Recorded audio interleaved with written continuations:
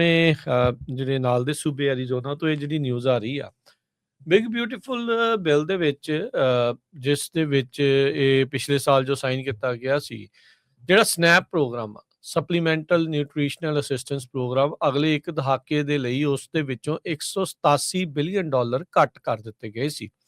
ਇਸ ਦੇ ਨਾਲ ਉਹਨਾਂ ਨੇ ਵਰਕ ਰਿਕੁਆਇਰਮੈਂਟਸ ਰੱਖ ਦਿੱਤੀਆਂ ਸੀ ਵੀ ਜਿਹੜਾ ਵੀ ਕੋਈ 65 ਸਾਲ ਤੋਂ ਥੱਲੇ ਆ ਤੇ ਉਹਦਾ ਸਰੀਰ ਸਹੀ ਚੱਲਦਾ ਆ 80 ਘੰਟੇ ਘੱਟੋ ਘੱਟ ਮਹੀਨੇ ਦੇ ਕੰਮ ਕਰੇ ਤਾਂ ਹੀ ਉਸਨੂੰ ਸਨੈਪ ਦਾ ਜਿਹੜਾ ਪ੍ਰੋਗਰਾਮ ਆ ਉਹ ਮਿਲੇਗਾ। ਪਰ ਜੇ ਬੱਚੇ 14 ਸਾਲ ਤੋਂ ਹੇਠਾਂ ਆ ਤਾਂ ਉਹਨਾਂ ਬੱਚਿਆਂ ਨੂੰ ਉਹ ਤਾਂ ਜੀ ਉਹ 14 ਸਾਲ ਤੋਂ ਛੋਟੇ ਬੱਚਿਆਂ ਦੀ ਦੇਖ ਰੇਖ ਕਰ ਰਹੇ ਆ ਤਾਂ ਫਿਰ ਉਹ ਐਲੀਜੀਬਲ ਜਿਹੜੇ ਉਹ ਰਹਿਣਗੇ। ਇਸ ਕਾਨੂੰਨ ਦੇ ਇਫੈਕਟ 'ਚ ਆਉਣ ਤੋਂ ਬਾਅਦ 'ਚ ਹੁਣ ਤੱਕ ਦੱਸਿਆ ਜਾ ਰਿਹਾ 35 ਲੱਖ ਲੋਕ 3.5 ਮਿਲੀਅਨ ਲੋਕ ਜਿਹੜੇ ਆ ਉਹ ਸਨੈਪ ਦੇ ਰੋਲਸ ਤੋਂ ਬਾਹਰ ਹੋ ਚੁੱਕੇ ਆ। ਐਰੀਜ਼ੋਨਾ ਦੇ ਵਿੱਚ ਕ੍ਰਾਈਸਿਸ ਜਿਹੜਾ ਉਹ ਇਸ ਟਾਈਮ ਵੱਧ ਜਿਹੜਾ ਉਹ ਗਿਆ ਆ। ਕਹਿੰਦੇ ਵੀ 50% ਜਿਹੜੀ ਸਨੈਪ ਦੀ ਐਨਰੋਲਮੈਂਟ ਆ ਉਸ ਦੇ ਵਿੱਚ ਫਾਲ ਹੋ ਗਿਆ ਆ ਪਿਛਲੇ ਸਾਲ ਦੇ ਜਿਹੜੇ ਉਹ ਮੁਕਾਬਲੇ।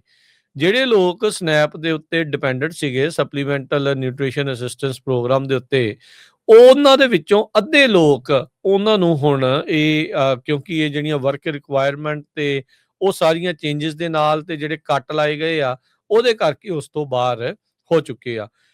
ਇੰਪੈਕਟ ਕਹਿੰਦੇ ਵੀ ਇਹ ਨਜ਼ਰ ਆ ਰਿਹਾ ਵੀ ਕਹਿੰਦੇ ਘੱਟੋ ਘੱਟ 2 ਲੱਖ ਨਿਆਣੇ ਕੱਲੇ ਐਰੀਜ਼ੋਨਾ ਦੇ ਵਿੱਚ ਉਹ ਬੈਨੀਫਿਟਸ ਤੋਂ ਵਾਂਝੇ ਜਿਹੜੇ ਉਹ ਹੋਣ ਜਾ ਰਹੇ ਹੈਗੇ ਆ।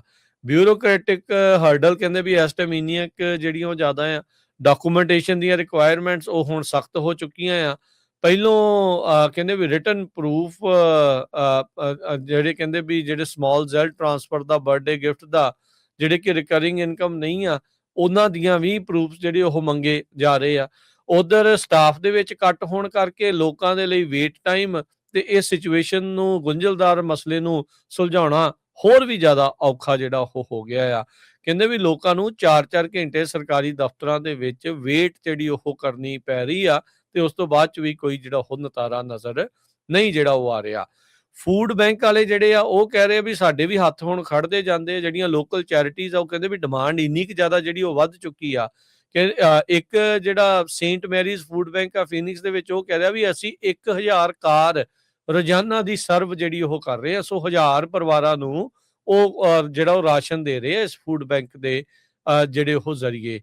ਸੋ ਕਹਿੰਦੇ ਵੀ ਜੇ ਫੈਡਰਲ ਫਾਈਨਸ ਤੋਂ ਤੁਸੀਂ ਬਚਣਾ ਆ ਤੇ ਐਰੀਜ਼ੋਨਾ ਵਾਲੇ ਜਿਹੜੀਆਂ ਐਪਲੀਕੇਸ਼ਨਸ ਆ ਉਹਨਾਂ ਦੀ ਵੈਟਿੰਗ ਕਾਫੀ ਸਖਤੀ ਦੇ ਨਾਲ ਜਿਹੜੇ ਉਹ ਕਰ ਰਹੇ ਆ ਤੇ ਤਾਂ ਜੋ ਕਹਿੰਦੇ ਵੀ ਜਿਹੜੇ ਪੇਮੈਂਟ ਐਰਰ ਰੇਟ ਆ ਉਹ ਘੱਟ ਜਿਹੜਾ ਹੋ ਜਾਵੇ। ਸੋ ਕਹਿੰਦੇ ਵੀ ਇਹਦੇ ਨਾਲ ਜਿਹੜੇ ਕੁਝ ਐਲੀਜੀਬਲ ਪਰਿਵਾਰ ਆ ਉਹ ਵੀ ਸਿਸਟਮ ਦੇ ਵਿੱਚ ਪੇਪਰ ਵਰਕ ਐਰਰ ਦੇ ਕਰਕੇ ਜਿਹੜੇ ਉਹ ਬਾਹਰ ਹੁੰਦੇ ਜਿਹੜੇ ਉਹ ਜਾ ਰਹੇ ਆ। ਸੋ ਗੈਪ ਕਹਿੰਦੇ ਵੀ ਬਹੁਤ ਜ਼ਿਆਦਾ ਇਸ ਟਾਈਮ ਉੱਥੇ ਵੱਧ ਰਿਹਾ ਆ ਖਾਸ ਕਰਕੇ ਵੈਲਥ ਇਨਇਕੁਐਲਿਟੀ ਨੂੰ ਜਿਹੜਾ ਉਹ ਲੈ ਕੇ। ਸੋ ਐਰੀਜ਼ੋਨਾ ਦੇ ਵਿੱਚ ਇਸ ਟਾਈਮ ਸਿਚੁਏਸ਼ਨ ਖਾਸੀ ਜਿਹੜੀ ਉਹ ਮਾੜੀ ਬਣੀ ਪਈ ਆ।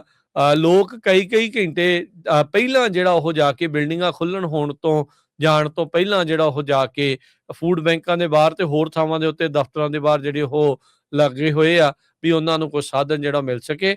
ਪਰ ਇਸ ਬਿੱਲ ਤੋਂ ਬਾਅਦ ਚ ਐਰੀਜ਼ੋਨਾ ਚ 50% ਲੋਕ ਸਨੈਪ ਤੋਂ ਬਾਹਰ ਹੋਣ ਕਰਕੇ ਉਹਨਾਂ ਨੂੰ ਇਸ ਟਾਈਮ ਇੱਕ ਕਾਫੀ ਵੱਡੇ ਪ੍ਰੈਸ਼ਰ ਚੋਂ ਲੰਘਣਾ ਪੈ ਰਿਹਾ ਹੈ।